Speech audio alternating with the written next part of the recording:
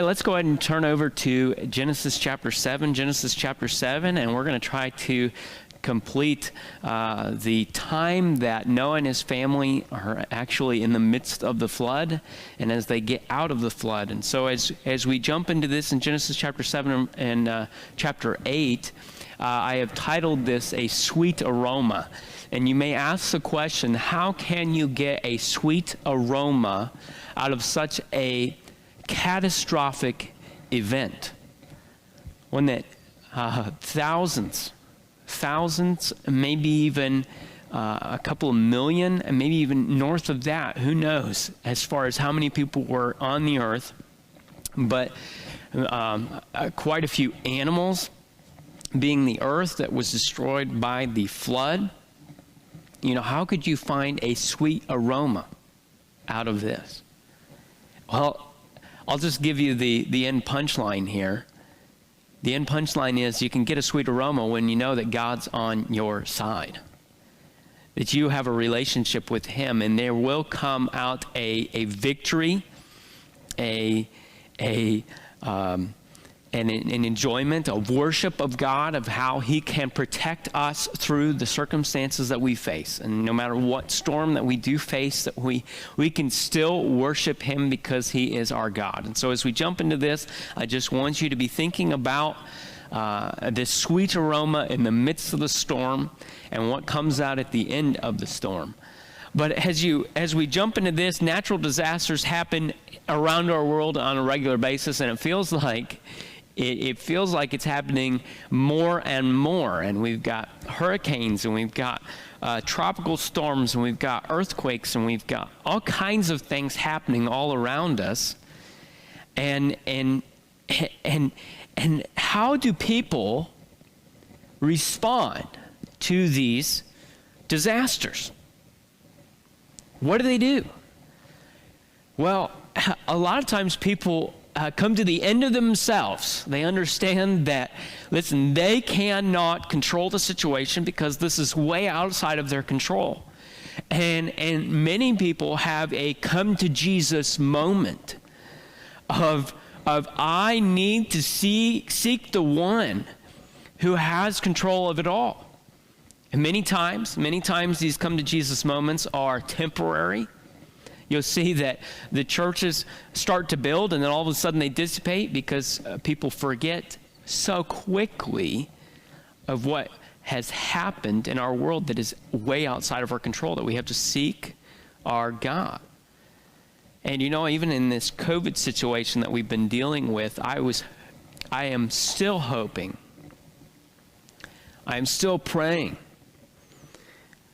that our church, our community, our world would have the come to Jesus moment. I think many are understanding that we have come to the end of ourselves. There is no way that we can control this situation. No way that we can control the situation.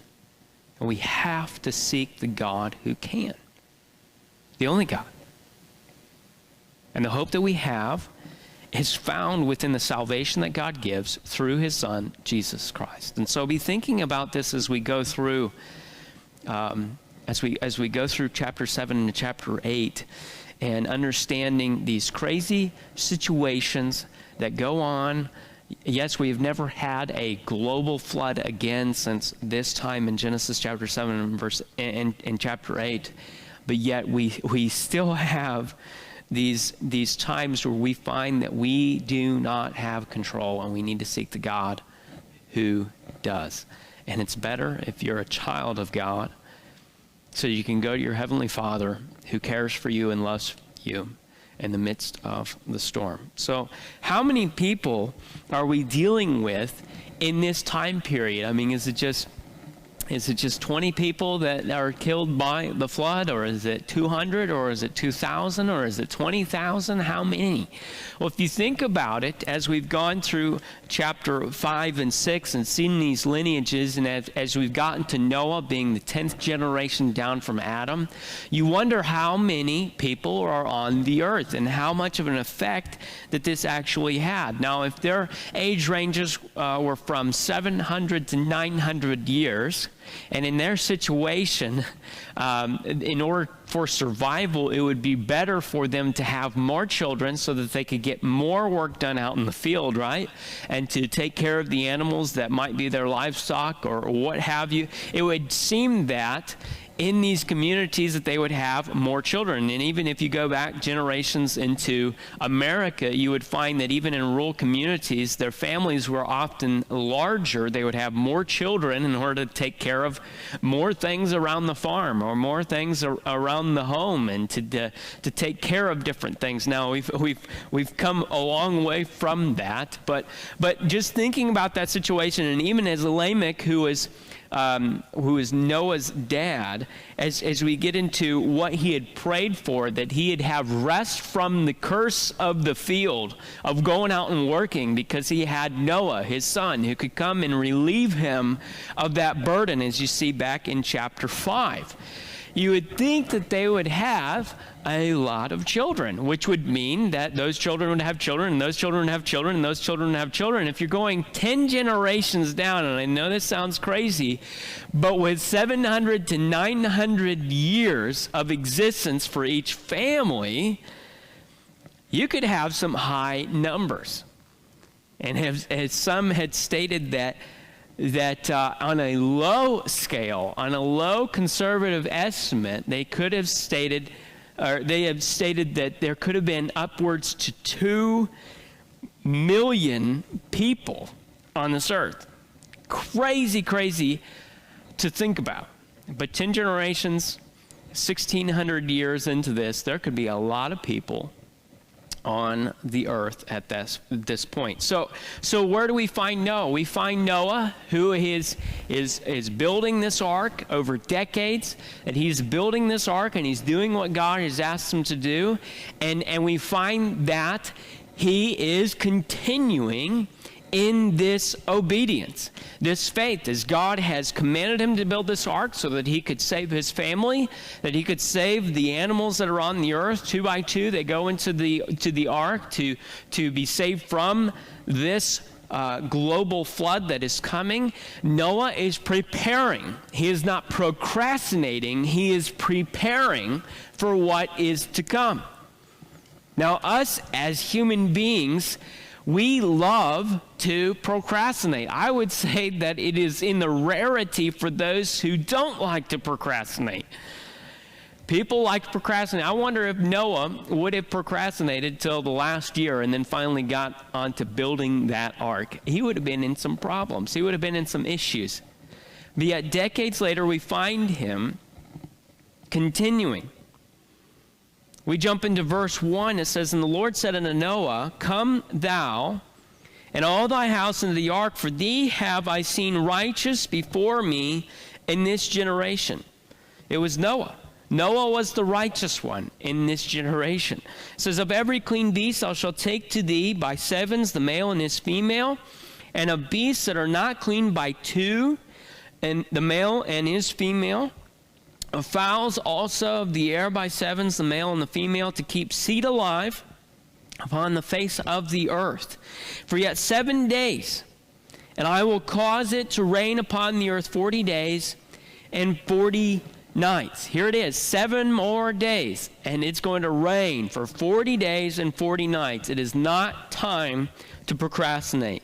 "And every living substance that I have made will I destroy from off the face of the earth. And Noah did according unto all that the Lord commanded him." Here it is, continued obedience. Go and get of the clean animals 7, of male and female, and then of the unclean 2, and make sure of the birds that we have enough so that the seed would remain upon the earth. He's got a plan. God's got a plan for Noah just to follow, and Noah does exactly what God has asked him to do. And it says in verse 6, and Noah was 600 years old when the flood of the waters was upon the earth, and Noah went in, and his sons and his wife and his sons' wives with him into the ark because of the waters of the flood, of clean beasts and of beasts that are not clean, and of fowls and everything that creepeth upon the earth. There went in two and two unto Noah into the ark, the male and the female, as God had commanded Noah. And it came to pass after 7 days, the waters of the flood were upon the earth. In the 600th year of Noah's life, in the second month, the 17th day of the month, the same day were all the fountains of the great deep broken up, and the windows of heaven were opened.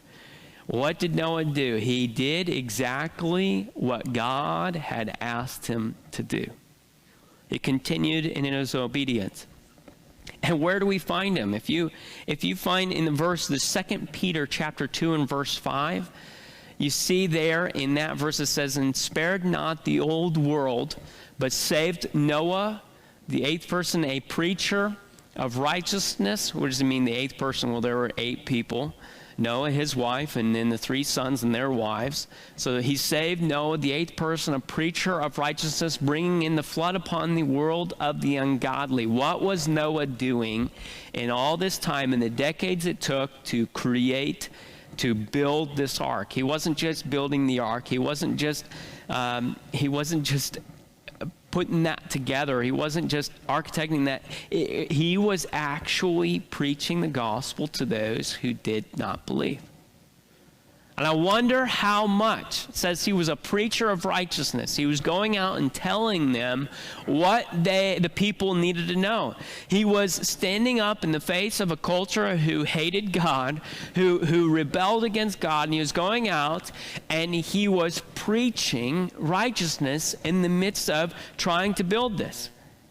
I say a lot of times we as human beings, we as Christians will go off and we'll do our job that God has given us to do, as far as taking care of our family. We're going to go and earn a paycheck and do all that. But yet, we are not busy as Noah was, preaching, teaching righteousness to those who do not believe. We make ourselves way too busy for that. We fill our schedules. See, his continued obedience was not just creating this ark, building this ark, but it was also teaching and preaching about his God, who's going to save him. And I wonder how much he was doing that in the last 7 days as he was busy making the final preparations to enter this ark. I wonder how many times he went to his relatives and said, hey, listen, you need to get on this ark. God's going to judge the earth. You need to get on this ark. This is the method of salvation for you. Believe in God, worship him, live for him, get in the ark. I wonder how tempted he was just to kidnap some people. Just tie him up, those that were closest to him, his friends, his relatives, and just, hey, let's just go in the middle of the night while they're sleeping. We'll tie him up. We'll throw him into the ark. Hey, let's get it done. I wonder. Yes, my imagination is going here, but I think about where you would be as you prepared to get on this ark, knowing that the destruction of the world is happening in 7 days. But you know what? God gave a little bit more mercy, a little bit more grace, a little bit more long-suffering. We often ask God, why haven't you fulfilled your plan of salvation? Jesus, why haven't you come back in the clouds? What's going on here? Why don't you just fulfill this plan? Let's get it done, right? Let's get it done. And yet, what is God showing? He's showing his long-suffering towards man. He's given another opportunity for us as Christians to go out and to teach the gospel, to preach the gospel. For those who care about those who are dying and going to hell, this is another day that we can preach the gospel. How busy are we with that when God is continuing to show his long-suffering towards men, in that he is giving them another chance, another day, another breath to be able to choose him. If you're here and you're watching this live stream and you have not chosen God, if you have not chosen this salvation that he offers through his son, you have a moment, another moment that God has given you, his mercy to you, his grace to you, for you to get saved. Why don't you choose it? Why don't you choose it? Noah is busy preaching and preparing this ark. He's standing up. He's believing God. He's putting his faith in God in the midst of a culture that does not. He is being absolutely courageous in the midst of this rebellious culture. So he jumps into this safe haven in verse 11. We jump back there in verse 11 in chapter 7. And it says, in the 600th year of Noah's life, in the 2nd month, the 17th day of the month, the same day, were all the fountains of the great deep broken up, and the windows of heaven were opened. So here it is, the water is not only coming from below, but is also coming from on high. Can you imagine the chaos that ensues? The 600th year of Noah's life, 2nd month. Get the timeline here as we move forward. Okay? God here again gives us mercy, but he starts.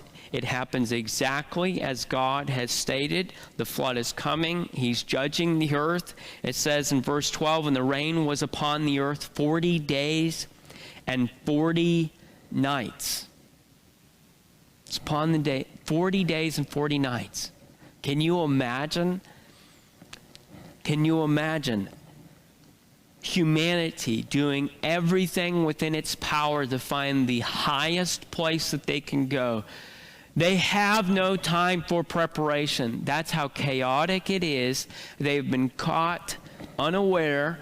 They have not paid attention to the warning signs of what Noah's been preaching, and yet here it is, something that they have never seen before, 40 days and 40 nights of God's judgment upon the earth.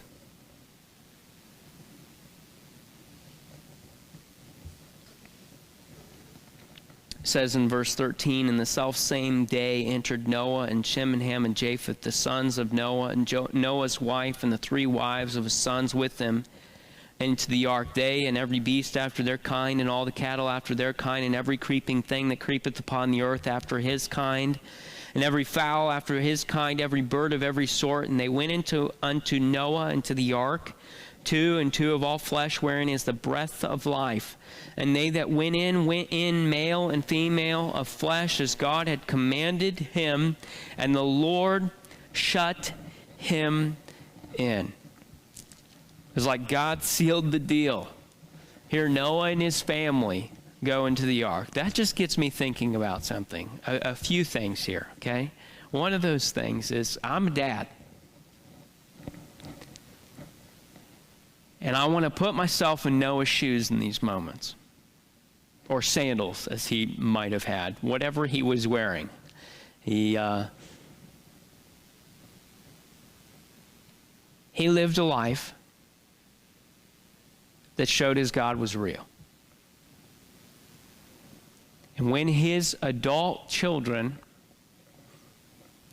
and their wives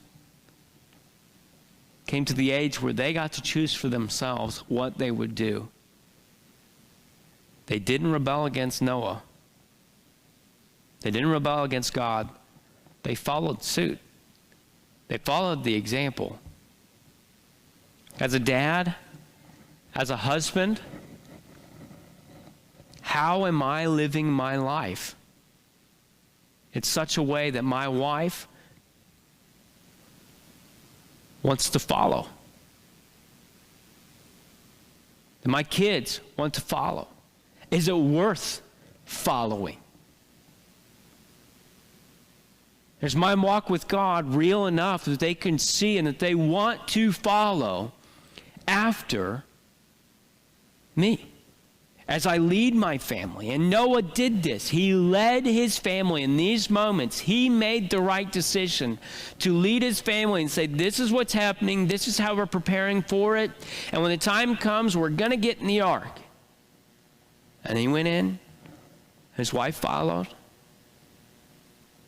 She believed him as he believed God. His kids followed. They believed him as he believed God. The kids' wives followed. That's got to be a big deal for in-laws to be able to trust, say, hey, I'm in this. I'm all in. No matter what it takes, I'm all in. And every single one of them walked in. This is the only method of salvation.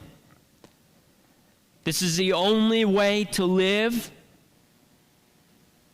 And it reminds me, because it pictures what Jesus has done for us. You see in John 14:6. Jesus saith unto him, I am the way, the truth, and the life. No man comes unto the Father but by me. This is the only way. That's it. Jesus is the only way. If you are not a child of God, if you are not saved, if you are not putting your faith in Jesus Christ for salvation,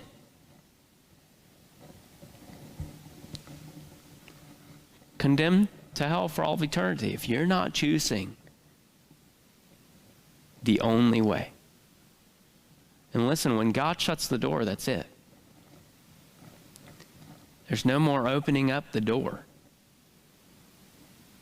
It wasn't Noah that shut the door. It was God that shut them in. There's no more chances after that. You know, no man, no woman, no child knows the hour that God takes them.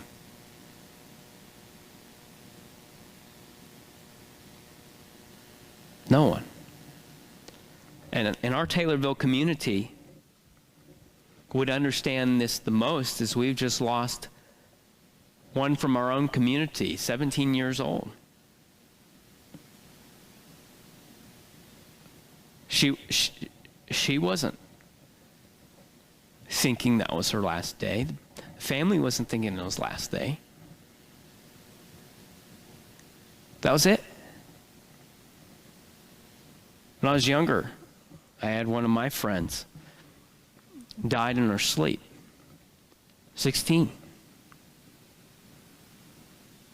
There's no preparation for that. There was no, in a sense of, hey, you know what? I know that this is going to be my last moment. No. There wasn't a 7-day advance here of, hey, in 7 days you're going to be gone. You're going to die in your sleep. Hey, that's it. Going to be it. No. There was no. The only way to prepare for our knowing our last day. Here it is.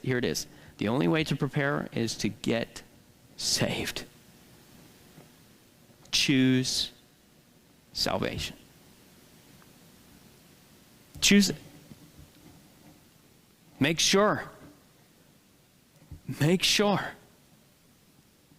And it says in our Bible, that you can know that you are a child of God. There's no guessing game. There's no need for doubt. You can be sure if you put your faith in our Jesus Christ, who came to this earth, conquered sin and death for us to offer this gift of salvation. We need to believe. And if we have believed this, we need to be committed to sharing this good news with other people. If we have tasted and seen that the Lord is good, we should be sharing how good our God is. As you find also in 2 Corinthians chapter 6 and verse 2. It says, for he saith, I have heard thee in a time accepted, and in the day of salvation have I secured thee. Behold, now is the accepted time. Behold, now is the day of salvation. Don't procrastinate.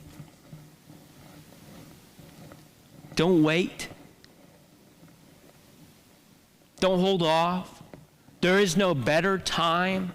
Today, this moment is the day. Trust in Him.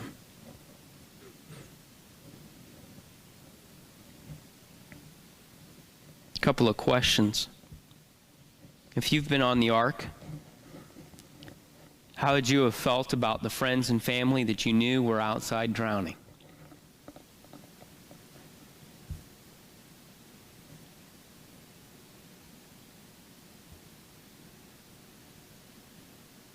I bet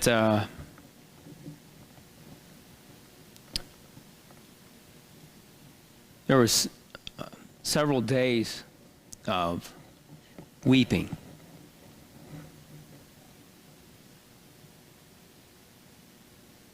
Family, friends, gone, snuffed up.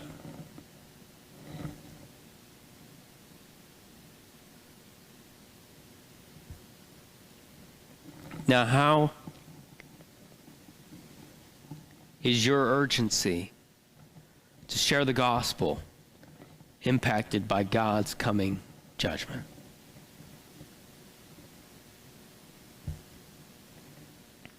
When have you seen God protecting you or your loved ones? What part did you play in that protection? Were you involved in God's plan? What part was beyond your control? These are questions that we need to ask ourselves in the midst of this passage. As we jump back into verse 17, we see here, and the flood was 40 days upon the earth, and the waters increased and bare up the ark, and it was lifted above the earth, and the waters prevailed and were increased greatly upon the earth, and the ark went upon the face of the waters. And the waters prevailed exceedingly upon the earth, and all the high hills that were under the whole heavens were covered. 15 cubits upward did the waters prevail, and the mountains were covered. So we see here there's a little over 22 feet, 22 and a half feet above the highest peak the water covered. There was no way to survive this judgment. It says in verse 21, and all flesh died that moved upon the earth, both of fowl and of cattle and of beasts and of every creeping thing that creepeth upon the earth, and every man, all in whose nostrils were the breath of life, all that was in the dry land died. And every living substance was destroyed, which is upon the face of the ground, both man and cattle and the creeping things and the fowl of the heaven, and they were destroyed from the earth. And Noah only remained alive, and they that were with him in the ark. And the waters prevailed upon the earth 150 days. And here it is, 150 days later. So here it is. This is just not just 40 days and 40 nights that Noah is in the ark. Noah and his family is in the ark. Here it is, 150 days later. We find him still in the ark. This is how long the waters prevailed. We jump over into chapter 8. Into chapter 8, and we continue into the timeline. It says, and God remembered Noah and every living thing and all the cattle that was with him in the ark. And God made a wind to pass over the earth, and the waters assuaged. He didn't forget them. He didn't forget them in that ark that he provided as a means of salvation. He remembered them, and he had a plan to get the waters dealt with, to dry up the earth again. The fountains also of the deep and the window of heaven were stopped, and the rain from heaven was restrained, and the waters returned from off the earth continually. And after the end of the 150 days, the waters were abated. And the ark rested in the 7th month, on the 17th day of the month, upon the mountains of Ararat.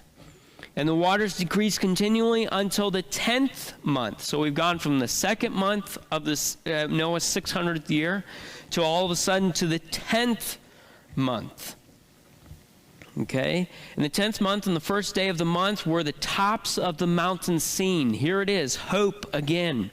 And it came to pass at the end of 40 days, and that Noah opened the window of the ark which he had made, the one window, right, which he had made, and he sent forth a raven which went forth to and fro until the waters were dried up from off the earth. And he sent forth a dove from him to see if the waters were abated from the face of the ground.